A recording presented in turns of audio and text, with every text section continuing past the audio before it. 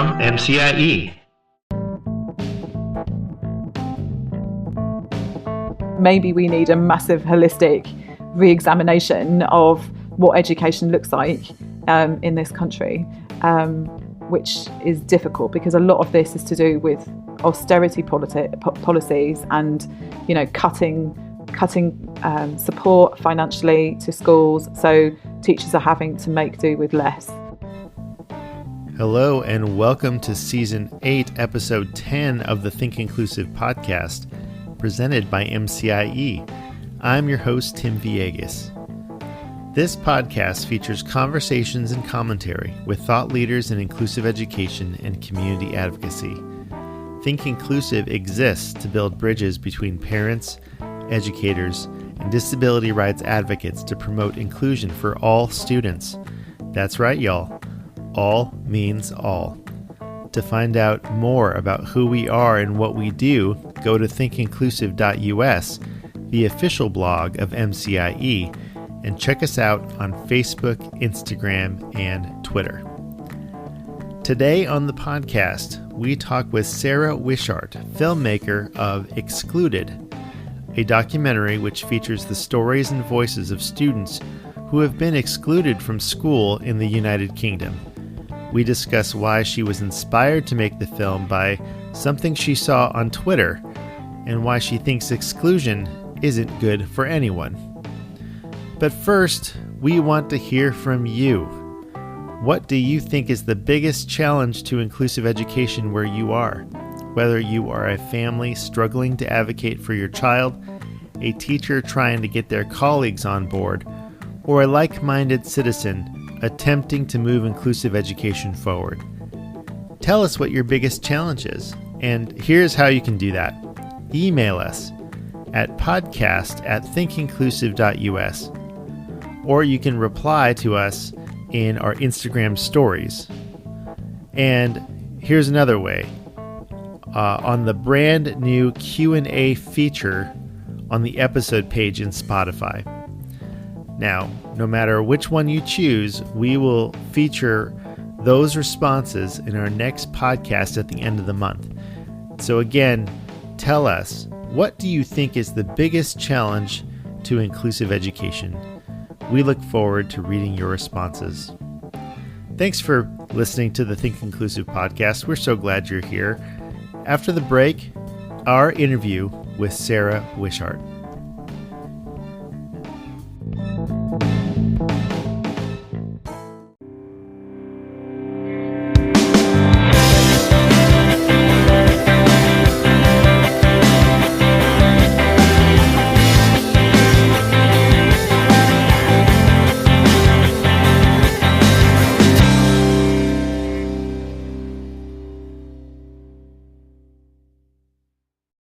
Okay, so today on the podcast, we have Sarah Wishart of EachOther.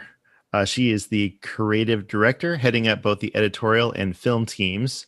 She has a passion for telling stories with a background in theater and performance making, as well as marketing roles for think tanks in the education sector and the media. She is a noisy advocate for social justice projects that bring about significant change, and in 2020 launched her first feature documentary, Excluded, focusing on school inclusion in the UK that only featured the voices of young people, many of whom worked as co-creators in the production of the film. Sarah Wishart, welcome to the Think Inclusive podcast. Thank you for having me. So I had no idea about this film. I think I found it on Twitter. It was a serendipitous moment. When you're scrolling through your feed and all of a sudden you're like, oh my goodness, I want to see this film. And so, we tagged it and we reached out, and we're so grateful for you to be here. What inspired you to make this film, Excluded? So we'd made we'd made a little film about a year beforehand. We'd been commissioned. We're a human rights journalism charity, but we also make films around these areas. And we'd been commissioned to make a film about about trying to raise people's awareness about human rights, and it was going to be something kind of cute. And we travelled around the UK, and there's a whole bunch of schools in the UK which are called rights respecting schools. So they embed human rights in the way they teach the young people and the children, and it can be like as young as like nursery school. And I was like, oh my goodness, like what's a rights respecting nursery? And they're like, well, we get the children and we get them to vote on what they want to do. Like after our nap, do you want to hear a story, or do you want to play in like, the sandpit? So the children will vote. So like, all the way through. So we were kind of like talking to children that about 7 or 8, like for that film. And it's great, and it's very sweet, and we gave them lots of questions to ask each other. So we took a step back, and we kind of like put them in charge of what they wanted to say in that film. So we already had a project that was centering kind of like children in that way, and I wanted to do something which was a bit older, looking at older children and young people. And I didn't really know what it was going to be about. I knew that was it. I wanted to do something similar, but with older children. And then there was this ad hoc on the London Tube line. And I was like, what is this? And basically what happened was some young people got onto a tube really late at night, and they took down the normal maps on every tube line in London. There's like, you've got the Northern Line, and then you'll show all the stops that are on it. Well, they took those maps down, or rather they put their own maps over the top of it. And instead of showing the Northern Line map, what it showed was the school exclusion pipeline to prison, because there's big numbers. Basically, a lot of people who are in prison have also been excluded. And like once you're excluded from school, you're in like a very sort of like murky kind of like area. There's no support, and often young people end up like in jail. So I was like, well, who? Like, and then basically, kind of, it was all over Twitter that morning, and they timed it to kind of like go out commuter rush hour on the day that GCSE results day. So GCSEs are an exam for young people around about sort of 16. It's what takes them onto A levels, which then takes them onto university.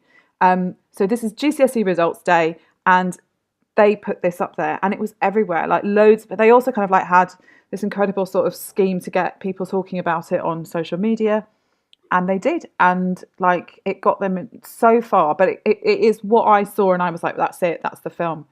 And from that inspiration, I thought that the film was going to be a journey looking at school exclusions while we tried to track some of those young people down to find out why they did it. But I found them quite quickly. so that sort of narrative arc wasn't really present. And they and people, people that got involved with the film, like groups because they had to stay anonymous because they broke the law. So kind of like they couldn't be sort of directly involved with the film, but like them and other groups that they were linked to then got involved and were really, really wanting to get. And suddenly it was a case of, okay, well, let's do this. Let's do this fully. Let's let them tell us what they want with it. Let's see where we go.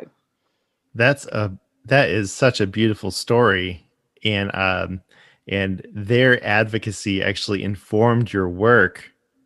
Changed it, right? It changed the trajectory of your work. Completely changed the trajectory of our work, but beyond that, really changed slightly the trajectory of the organisation. To be honest, because we put them at the heart of what we were doing. We workshop with them. I mean, like basically, there was one young woman called Betty, who's in the film, but when we first met her and went to interview her and some of her friends, she got off the filming and she said to me, tell me about human rights. I want to know about human rights.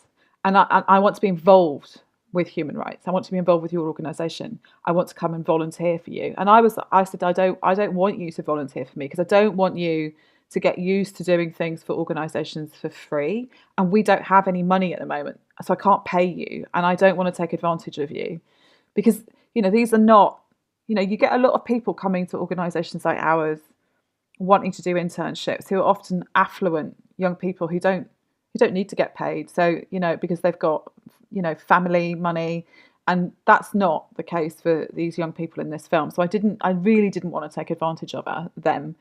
But the advocacy group that worked with them said to me, if we can find a way to get her happy, like it's fine, it's okay. You're not sort of like ripping her off by doing it. So she came to work with us. But then we got money anyway, so I was able to pay her. So she came on as a researcher. So she changed the direction of the film. And then when we got the money, we could bring them a lot of the young people kind of like on board. And we said, right, we'll just get them in and we'll start workshopping. Because we were really keen to make sure they had ownership of how they were being represented. But when we said to them, when we were filming, how do you want to be represented? They were like, we don't even know what you're talking about. What are you talking about? Like, what do you mean? And so we were like, okay, maybe we're going to need to go away and stop talking like creative directors and start like, engaging with these young people. So we went off and did a workshop, and basically we were like, okay, well, this is where we're at. Here's some rushes of stuff we've already filmed. What would you like us to do? Where would you like this to be seen? What would you like it to achieve? Like, who would you like to use this film? When we launch it, what would you like to happen?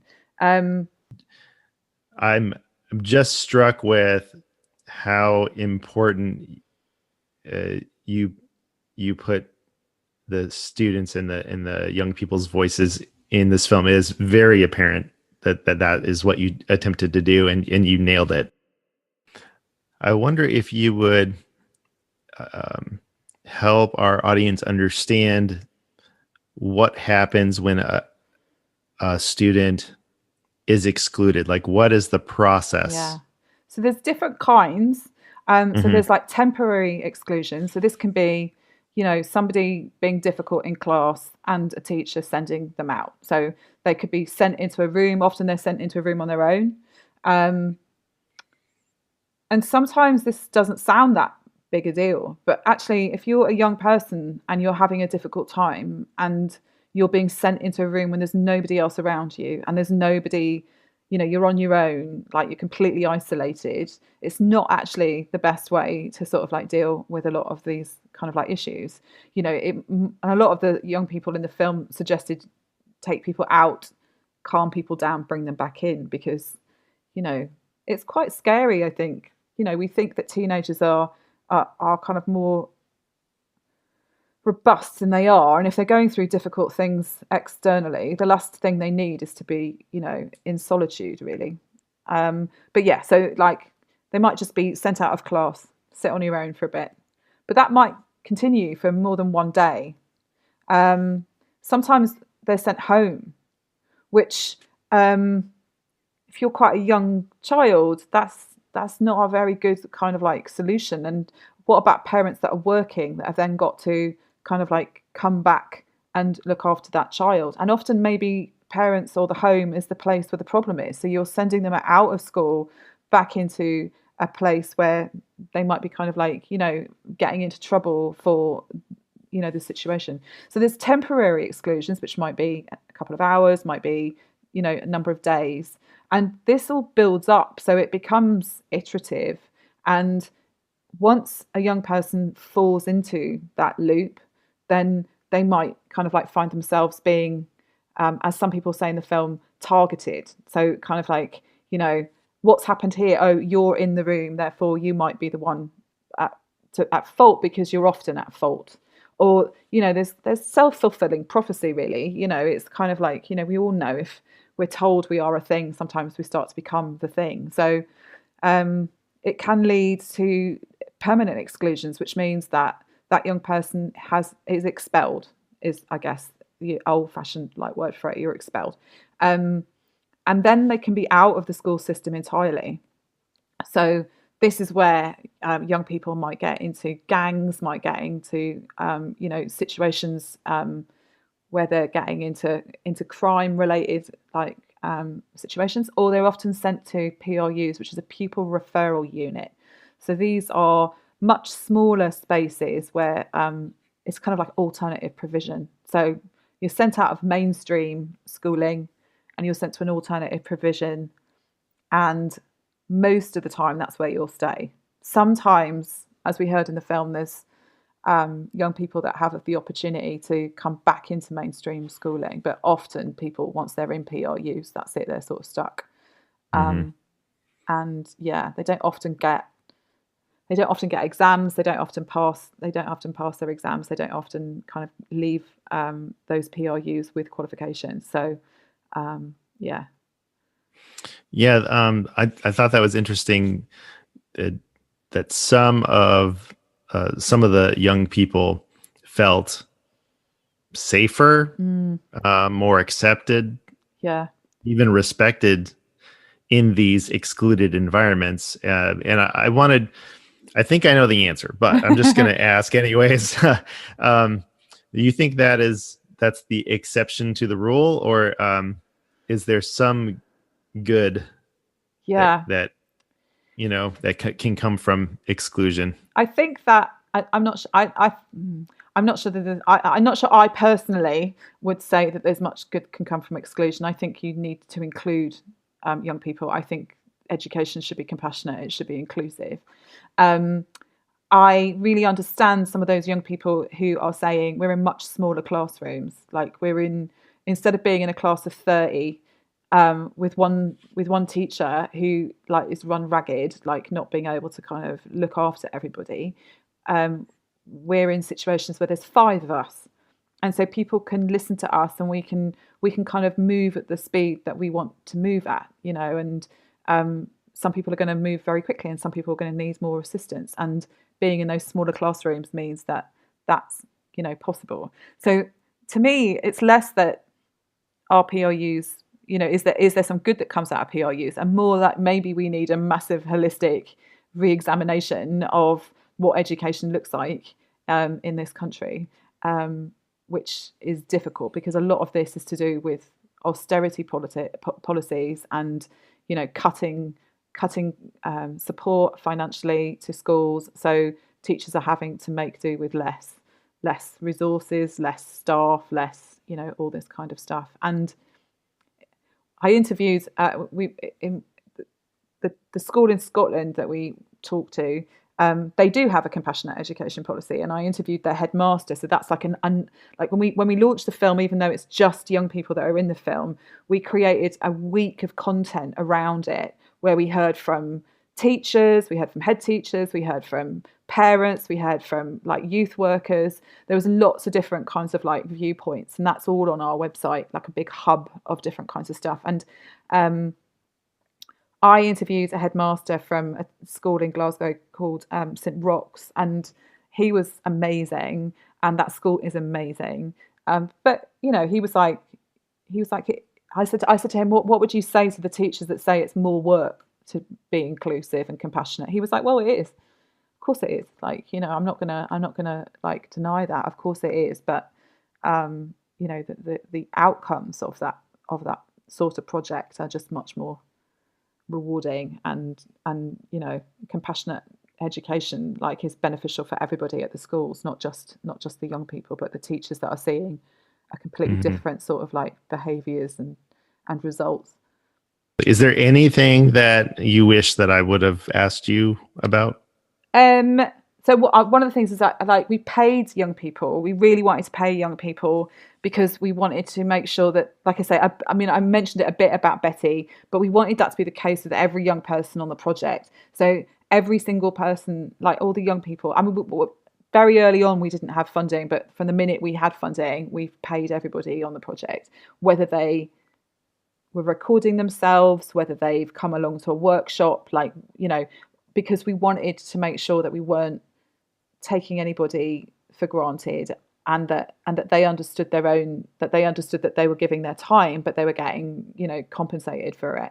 And we also made sure that they could talk to us about how they wanted to be represented in the film. So even the young people that were anonymous and had their names changed, we had conversations with them where we were like, would you like to be completely anonymous and we can use a picture of somebody else, so it's not at all you?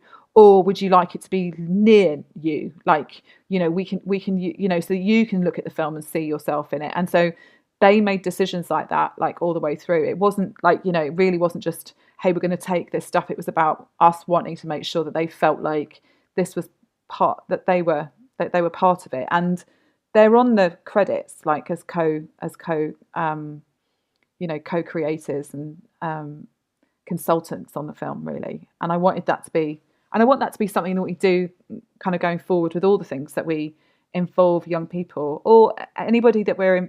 A lot of what we do is around ensuring that we center people with lived or learned experience, so that we're not talking about or over people, but we're sort of handing them the microphone.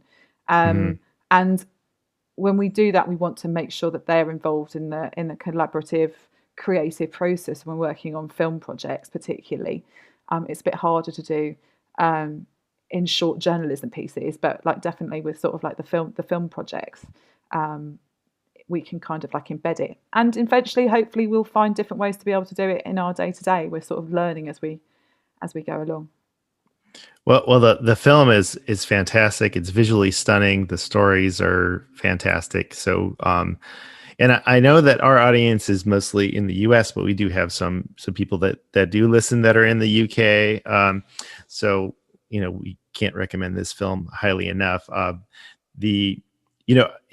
If you have some time, would you tell us a little bit about EachOther? Because I didn't actually ask any questions about your organization. So tell us about EachOther and kind of, what your mission is and vision and stuff like that. So EachOther we're a human rights journalism charity, which is a bit of a mouthful, but basically we tell stories, make films, animations, all different kinds of ways of telling stories, basically, about human rights issues in the UK. So often people think about human rights as something that happens somewhere else. It's something that might happen, in the third world. It isn't something that happens here. And what we do is we try and take, sometimes quite dry stuff about law and legal issues and rights, and try to show people where they're already protecting us, where they're being threatened, like why you should think about these things. And what we also do is try and center people with lived and learned experience. So we have a policy about nothing about us without us. So if we're doing a project, whether it's about, young people with exclusion or like transgender rights or like race, we absolutely kind of like want to ensure that we are speaking to people in those communities and listening to them. So we've got our website. We put out, it's a very odd charity. I've worked in lots of charities in the UK, and usually we have like campaign managers and policy, like administrators. And my organisation, we have journalists and we have filmmakers, and that's like, I'm not sure. I mean, maybe there are, but like we don't think there's that many creative directors in the third sector in the UK. So in charities, there aren't many people, doing my sort of job. Yeah, I don't think we have very many creative directors in the nonprofit sector here in the U.S. either. So I think that is unique, and it sounds like a fantastic organization. I forgot to mention this when you mentioned the young people and the ad hack, but what a communications like genius campaign, right? Like to create this, when I saw it in the film, I was like, oh my gosh, these people are amazing, It is amazing. It's amazing. Apparently the map, I need to go and have a look at it, but there's a museum in London called London Museum, and it's all about London, and they've got one of the maps from the tube like in the museum. So yeah, but it was like amazing because like they totally had it all sort of set up in that, as you see in the film, like they knew it was going to happen. They knew they had to be anonymous, and they had a second sort of like organisation who was then like waiting, kind of like ready to sort of like move into being the public face of what they were trying to do. But yeah, just incredible. What an amazing, inspiring bunch of young people, which is what happened on the day, because like it wasn't just me who was like, what?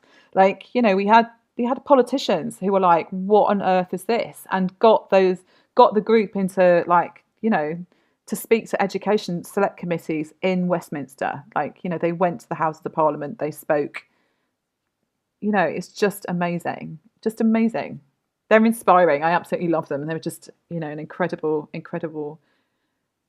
bunch of young people who are going to be leading the world, like, if we're lucky, like, you know. Absolutely. Well, why don't you, if you don't mind, tell everyone where they can find, you know. Yeah, www.eachother.org.uk/school-exclusions. But if you just go to the main website, you can have a bit of a potter around. But yeah, we've got like a hub of different kinds of things, all the resources, all the films, all the articles, and then the main film. But yeah. Fantastic. Well, Sarah Wishart, thank you for being on the Think Inclusive podcast. Thank you.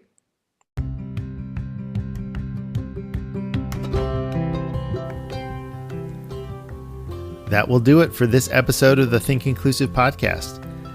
Subscribe to the Think Inclusive podcast via Apple Podcasts, the Anchor app, Spotify, or wherever you listen to podcasts. Have a question or comment? Email us at podcast@thinkinclusive.us. We love to know that you are listening. Thank you to patrons Pamela P., Veronica E., Kathleen T., Mark C., Sarah C., Kathy B., and our brand new patron, Sonia A., for their continued support of the podcast. When you become a patron, your contribution helps us with the cost of audio production, transcription, and the promotion of the Think Inclusive podcast. Go to patreon.com/thinkinclusivepodcast to become a patron today. Thank you for helping us equip more people to promote and sustain inclusive education. This podcast is a production of MCIE, where we envision a society where neighborhood schools welcome all learners and create the foundation for inclusive communities. Learn more at mcie.org. We will be back in a couple of weeks to talk with co-teaching expert Marilyn Friend. Thanks for your time and attention, and until next time, remember, inclusion always works.